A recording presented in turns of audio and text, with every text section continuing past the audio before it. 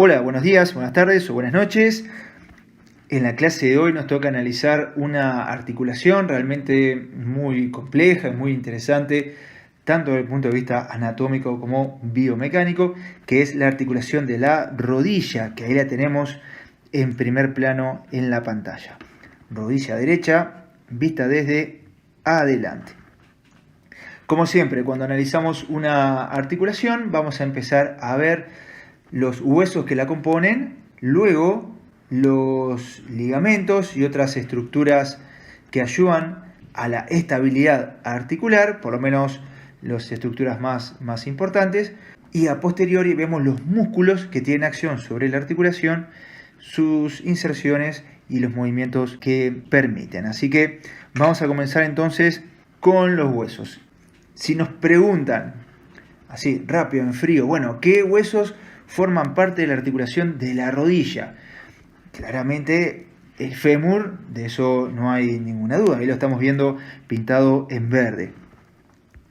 La rótula, o también llamada patela, tengan en cuenta este nombre, patela con doble L, que en latín significa plato pequeño, plato chico, porque es un término que se usa mucho, tanto en cursos, en libros, en congresos y demás. Muchas veces se utiliza este término en lugar de hablar de rótula. Así que, bueno, es necesario que lo recordemos. Recordemos entonces que son sinónimos. Y la tibia, ahí lo estoy pintando de verde, sería entonces los tres huesos que conforman la articulación de la rodilla. Y uno podría pensar, no, pero a ver, estaría faltando uno, este que marco acá, en verde, que sería el peroné, también llamado fíbula. Y de vuelta, fíbula es un término bastante común, bastante utilizado que tenemos que conocer. Bueno, el hecho es que en algunos animales la fíbula o el peroné forman parte de la articulación de la rodilla, pero en el ser humano no. Miren, vamos a verlo desde lateral, desde externo, ¿sí? Y ahí vemos claramente cómo esto que estoy señalando, que corresponde a la cabeza del peroné, articula con la tibia, tanto a nivel superior o proximal, como estamos viendo acá, como a nivel inferior o distal, lo vamos a ver junto con la articulación del tobillo, pero queda un espacio relativamente importante entre el peroné y la interlínea articular de la rodilla. Es decir, que el peroné entonces no forma parte de esta articulación. Eso es un concepto que tenemos que tener presente. Muy bien, dicho esto, entonces vamos a analizar los huesos que acabamos de mencionar. El primero que dijimos fue el fémur. Ya algo hablamos de este hueso cuando hablamos de la articulación de la cadera o articulación coxofemoral. En esa oportunidad habíamos analizado su epífisis proximal, que es esta que estamos viendo acá. Recuerdan, con su cabeza, trocánter mayor que era este, trocánter menor, cuello y demás. Luego habíamos hablado muy someramente del cuerpo o diáfisis. Habíamos dicho que es muy largo, de hecho es el hueso más largo del cuerpo humano, y que en la cara posterior o dorsal encontramos esta línea que llamamos línea áspera, donde se insertaban muchos e importantes músculos. Y también habíamos mencionado que el cuerpo del fémur no es rectilíneo, como uno podría imaginar que es, sino que presenta cierta curvatura, cierta convexidad hacia delante. Esto no es casualidad, tiene que ver con la capacidad de resistir fuerzas compresivas axiales. Algo parecido habíamos hablado cuando mencionamos el raquis o columna vertebral. ¿Sí? Recuerden que a nivel de miembros inferiores, los huesos y las articulaciones van a estar adaptadas o necesitan estar adaptadas para soportar grandes fuerzas compresivas, impactos. Imaginen una persona corriendo, ni que hablar una persona saltando, y sobre todo si tenemos una carga encima. Pero los efectos de la rodilla, que es lo que nos reúne en el día de hoy, vamos a analizar la epífisis que estamos viendo ahí, que es la epífisis distal o epífisis inferior. Lo primero que nos puede llamar la atención es el gran volumen que tiene esta epífisis con respecto al cuerpo. Vean cómo el cuerpo al llegar a este nivel se ensancha bruscamente. Y esto no es casualidad. Vamos a encontrar algo parecido a nivel de la epífisis proximal de la tibia. Y tiene que ver con que al tener una superficie articular, un área mucho mayor para articular fémur con tibia, podemos repartir mucho mejor las presiones derivadas de, por ejemplo, el impacto en la carrera o en el salto que veníamos mencionando. Y otra cosa que nos llama la atención es esta superficie blanca nacarada que vemos acá adelante. ¿Qué será esto? Esto ya lo conocemos en una de las primeras clases, es cartílago articular, que era, recuerdan, un tipo de cartílago hialino. O sea que esto es superficie articular. Vamos a ver un poquito de costado, se va a ver mejor.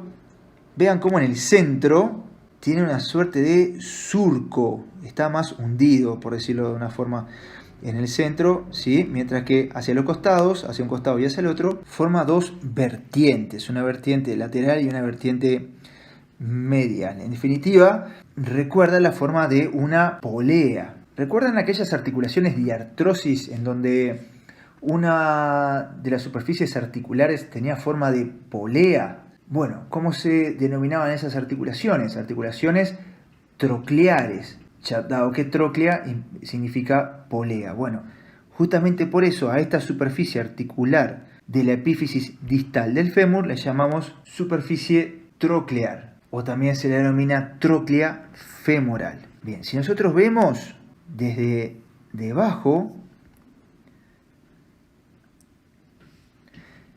vemos cómo el hueso parece tener dos prolongaciones, esta y esta, y esa superficie articular continúa sin solución de continuidad, cubriendo la cara posterior e inferior entonces de estas prolongaciones, que se van a denominar, ahora la vamos a ver de costado, ahí lo estamos viendo, vean acá, desde medial, desde adentro, que se denominan cóndilos. Recuerdan que estas estructuras ovaladas, así con forma de huevo, vamos a decirle, se denominaban cóndilos, y como están en el hueso fémur, cóndilos femorales. Lo mismo de este otro lado, tenemos entonces un cóndilo femoral lateral o externo, que es este, y el cóndilo femoral medial o interno. Si lo vemos desde atrás, como estamos viendo ahí, ven que queda un espacio entre ambos cóndilos, una suerte de fosa que justamente se llama fosa intercondilia. Hay algunos otros accidentes óseos que se pueden ver en el hueso seco. Vean, por ejemplo, esto sería medial o interno. Ven esa pequeña saliencia ósea que vemos ahí, se llama tubérculo del aductor. ¿Por qué? ¿Quién se imaginan que viene a insertarse? ¿Cuál de los 5 aductores que vimos en la clase pasada llegaba hasta acá abajo, hasta el cóndilo medial? El aductor mayor, o una porción del aductor mayor va a sentarse entonces a este nivel, dándole su nombre a este tubérculo. Por otro lado, a este nivel más o menos, a este nivel vamos a tener unas pequeñas alianzas óseas denominadas epicóndilos, que bueno, son importantes porque se toman como referencia para determinar el lugar exacto donde se insertan músculos y ligamentos, que vamos a ver a continuación. Pero a los efectos de este curso nos alcanza con que sepan qué ligamentos y qué músculos se insertan en cada uno de los cóndilos y por supuesto cuál es su función. No es necesario que se acuerden exactamente la localización de la inserción de cada uno. Muy bien, vean, acá lo voy a checar para que se note bien. Aquí estamos viendo desde medial, se ve acá, tomó como referencia la cabeza del fémur, y vean cómo el cóndilo medial, el cóndilo interno, es un poco más corto y tiene una curvatura un poquito mayor a este nivel que el cóndilo lateral. Si ustedes ven, bueno, el cóndilo lateral tiende a ser un poquito más largo y tiene, bueno, a este nivel una curvatura que es un poquito más aplanada. Por ahora quédense con esa idea, ¿sí? Este es un poquito más corto, mientras que este es un poquito, a unos milímetros más largo. después vamos a ver qué importancia tiene esto en el movimiento de la rodilla. Bien, pero bueno, por ahora vamos a seguir entonces con el segundo de los 3 huesos que forman parte entonces de esta articulación. Y ese hueso que todos lo conocemos se llama rótula o patela. Muchos autores consideran que es el hueso sesamoideo más grande. ¿Qué era un hueso sesamoideo? Un hueso que se encontraba dentro de un tendón. Otros autores dicen que en realidad para ser considerado sesamoideo debería ser inconstante. Es decir, puede estar o no siendo perfectamente normal. Sin embargo, la rótula en condiciones normales siempre la tenemos. Entonces, por eso algunos autores dicen que en realidad no sería un hueso sesamoideo. Pero lo importante es que se encuentra envuelto, si bien no completamente, pero en gran parte por un tendón que es el tendón rotuliano o tendón cuadricipital o ligamento rotuliano. Bueno, se le han dado diferentes nombres, los vamos a ver en la clase próxima. Acá estamos viendo entonces la rótula desde adelante, vemos que tiene forma, se le dice ligeramente triangular, ¿verdad? Esto sería una base y estos serían los lados y acá sería el vértice. Vemos que tiene un montón de orificios, esos son orificios vasculares, por ahí van a ingresar vasos sanguíneos y si ustedes ven tiene como una suerte de estrías, ¿ven? Una especie de rayitas que corren en este sentido. Eso es justamente el tendón rotuliano, que es continuación del tendón del cuádriceps, que se inserta con fuerza y que tira con fuerza a ese nivel, provocando entonces estas estrías que se ven muy bien en el hueso seco. Si lo vemos desde arriba, bueno, acá tendríamos lo que sería la base de la rótula o patela. Hacia atrás se va a insertar la cápsula de la articulación y tirando hacia adelante se va a insertar entonces este ligamento cuadricipital que hacíamos mención. Pero lo que me interesa más que nada es verlo desde atrás. Y ahí, ¿qué aparece? Si bien no en toda la superficie, pero sí en la mayor parte de la cara posterior. Esta superficie blanca nacarada, que es, por supuesto, cartílago articular. Esta es la parte entonces de la rótula que va a articular. ¿Con quién? Con la tróclea femoral. Si ustedes ven, lo vemos ahí medio de costado. Ven que tiene como una suerte de cresta. Ahí creo que se ve bastante bien. Bueno,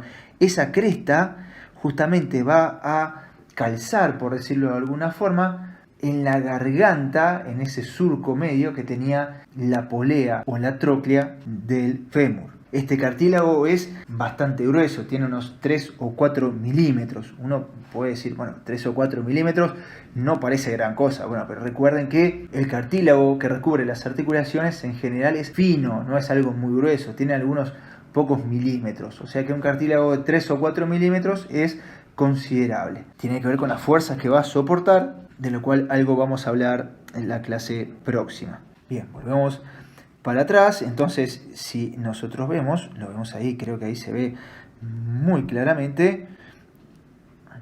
La pregunta es, ¿con quién articula la rótula por detrás? Con el fémur. ¿Con el fémur y con quién más? Con nadie más. Es decir, la tibia en esta articulación no juega. Se llama articulación fémoro-rotuliana o fémoro-patelar. Entre la tróclea femoral entonces y la cara posterior de la rótula. Si nosotros insertáramos, digamos, un fierro o lo que sea, ¿sí? en este sentido, en el sentido transversal, atravesando la rótula, aquí me encuentro para atrás entonces con el fémur. Bien.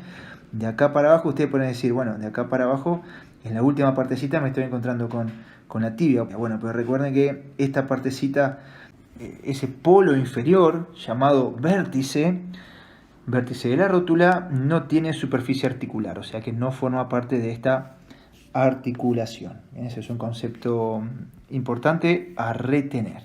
Y vamos con el tercer y último hueso que conforma esta articulación, que es la tibia, más específicamente la epífisis proximal o superior de la tibia. Primero algo que ya habíamos mencionado, vean cómo la tibia al llegar a la epífisis proximal no solamente cambia su forma, digamos que el cuerpo de la tibia, si yo cortara en este sentido transversal y lo viera desde arriba, tendría una forma más bien triangular, mientras que al llegar acá adquiere una forma más cuadrangular.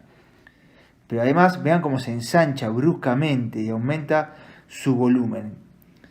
Como decíamos, tiene que ver con la necesidad de la rodilla de soportar grandes impactos y por lo tanto aumentar la superficie entre los huesos que la componen para distribuir esa carga. Así que vamos a verlo desde arriba. Ahí está, esto es adelante, esto es atrás. Estamos viendo tibia derecha visto desde arriba. Bien, o sea que tenemos lateral y medial. Nuevamente aparecen estas superficies blancas nacaradas que son superficies articulares. Estas son las superficies que se van a articular con los cóndilos femorales, dando la articulación femorotibial. Recuerden que usualmente para nombrar una articulación comenzamos hablando del hueso más proximal y secundariamente vamos con el hueso más distal, o sea, articulación femorotibial. Por supuesto que estos cartílagos articulares también tienen un grosor considerable de alrededor de 3 milímetros y vemos que son dos superficies que se van a denominar platillos tibiales. A veces, no sé, uno se podría acordar como si fueran los platillos de una batería y dado que pertenecen a la tibia, bueno, platillos tibiales. Otra forma de llamarlos son cavidades glenoideas tibiales, también aparece con ese nombre en algunos textos. Y a todo esto, digamos, toda la cara superior de esta tibia, que dijimos que grosso modo tiene una forma cuadrangular, bueno, toda la cara superior se llama plató, o también llamado plataforma tibial. Bien, o sea, platillos, uno y otro, y todo, entonces es plató o plataforma. Algo más para destacar, importante, si ustedes ven acá, no exactamente en el centro, sino tirando un poquito hacia atrás, hay como unos levantamientos, vamos a decir, el hueso se levanta, una suerte de eminencias óseas, quizás si lo vemos en este ángulo se vea un poquito mejor, en esta animación no se ve tan bien, en el hueso seco se ve muy claramente. Ven cómo hay como dos pequeñas elevaciones de hueso, dos espinas, digamos, que se levantan a ese nivel. Se llaman justamente espinas tibiales y son importantes puntos porque ahí se van a insertar ligamentos y estructuras llamadas meniscos que vamos a ver en un ratito. Algunos autores, por ejemplo Testi, plantea que en realidad no tienen exactamente la forma de espinas, así que prefieren el nombre de eminencias. Rouvier también le llama eminencias interglenoideas, pero probablemente el nombre de espina sea el más común. O sea que si lo vemos de vuelta desde arriba, ahí lo estamos viendo, recuerden cómo estamos posicionados, esto es adelante y esto es atrás. Tenemos las espinas tibiales, y por delante tenemos una superficie que se llama justamente superficie preespinal, está por delante de las espinas, preespinal, y por detrás otra superficie que es menos plana, tiene una caída más pronunciada, está por detrás de estas espinas, ¿cómo se llamará? Superficie retroespinal. Muy bien, ahora nos vamos a mirar la tibia desde adelante y vemos que entonces los platillos tibiales, y podemos considerar toda la plataforma tibial, están sostenidas por una suerte de plataformas, digamos que son estas, una que sería medial y otra que sería lateral, que sería esta acá. Estos soportes óseos sobre los cuales se apoyan estos platillos se les llaman cóndilos tibiales. Es importante darle el apellido, ¿sí?, para no confundirse con los cóndilos femorales. También algunos autores le llaman mesetas tibiales. Bien, y acá aparece algo muy importante, un accidente óseo que es muy notorio en cualquier persona. Si ustedes se palpan por debajo de la rodilla, bueno, a este nivel claramente van a poder sentir esta saliencia ósea. Lo voy a poner ahí en el plano sagital, así se ve más claramente. Esta saliencia ósea acá, más marcada en personas que desde temprana edad hacen fuerza con el cuádriceps, se llama tuberosidad anterior de la tibia. Tuberosidad es como una saliencia ósea, pero no tan puntiaguda como podría ser una apófisis, sino más robusta, más de este estilo, ¿sí? en la parte inferior de esta tuberosidad anterior de la tibia se va a insertar el principal, por lejos, músculo extensor de la rodilla, que es el músculo cuádriceps femoral. Vamos a ver que en realidad puede variar según los autores. Algunos autores dicen que el cuádriceps se inserta en la rótula y desde la rótula hasta acá lo que llega es un ligamento llamado justamente ligamento rotuliano, pero el concepto es que directa o indirectamente el cuádriceps va a llegar entonces a este nivel. Y vean, acá ya hemos visto algo, por debajo de lo que sería la meseta tibial externa, ahí vemos entonces la superficie articular para la fíbula o el peroné, más específicamente para la cabeza del peroné. Bien, ahora ya vimos el fémur con sus cóndilos femorales y habíamos visto que el cóndilo femoral tiene unas curvaturas que son estas acá que le estoy marcando, ¿ven? No es plano, sino que es curvo, curvatura que se va acentuando a medida que nos vamos hacia posterior, pero bueno, eso si bien va a tener importancia después lo que es la cinemática de la rodilla, bueno, no nos vamos a detener ahí por un tema de tiempo básicamente, ¿sí? Sin embargo, si nosotros nos venimos a los platillos tibiales, vemos que son prácticamente planos. En realidad, el cóndilo interno es ligeramente cóncavo en ambos sentidos, sentido transversal y sentido antero-posterior. Pero eso en el hueso seco, pero cuando está recubierto por el cartílago hialino, esa concavidad realmente es muy poco marcada. Y a nivel del platillo tibial lateral o externo, bueno, este acá que vamos a marcar todavía en verde, a ese nivel tenemos incluso una ligera convexidad en sentido antero-posterior. Recuerden eso porque luego va a ser importante cuando analicemos un movimiento de la rodilla que se llama rotación automática, pero eso lo vamos a ver un poquito más adelante. Lo importante de los efectos de lo que quiero explicar ahora es que tenemos por un lado una superficie que es curva, el cóndilo femoral, y por otro lado una superficie que es prácticamente plana, incluso ligeramente convexa, que es el platillo tibial. O sea que, primero, esta superficie parece ser muy inestable, así como está, fácilmente podría dar lugar a, por ejemplo, esguinces o luxaciones, porque los puntos de contacto, la congruencia articular hasta ahora es muy poca. Y además dijimos que la rodilla tiene que soportar grandes cargas, impactos y demás. Y fíjate que hasta ahora como estamos, el contacto entre el cóndilo femoral y el platillo tibial se da, por ejemplo, a este nivel, ¿sí? Se ve muy poquito contacto, mientras que para acá y para acá, ven cómo queda un espacio entre el cóndilo femoral y el platillo tibial. Por lo tanto, toda la carga, todo el impacto en un determinado gesto deportivo, por ejemplo, recaería sobre una superficie muy reducida de cartílago articular.